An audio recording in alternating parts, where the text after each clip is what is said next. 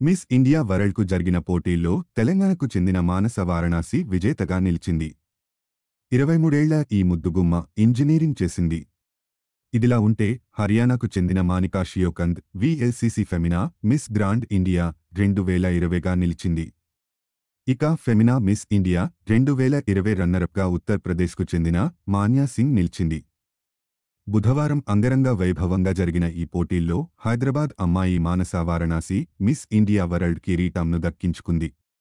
ఈ కాంపిటీషన్కు న్యాయనిర్ణేతలుగా ప్రముఖ బాలీవుడ్ నటి నేహా ధూపియా, చిత్రాంగద సింగ్, పుల్కిత్ సామ్రాట్, ప్రముఖ డిజైనర్ ద్వయం ఫాల్గుని మరియు షేన్ పీకాక్లు వ్యవహరించారు.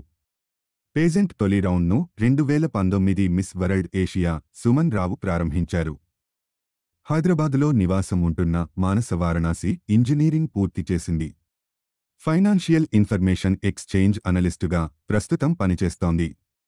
డిసెంబర్ 2020లో జరిగే 70వ మిస్ వరల్డ్ పోటీల్లో భారత్ తరపున మానస పాల్గొంటుంది. ఇక మిస్ ఇండియా వరల్డ్ 2020గా నిలిచిన మానసకు 2019 Miss India World Suman Ratan Singh Rao కిరీటం బహుకరించారు.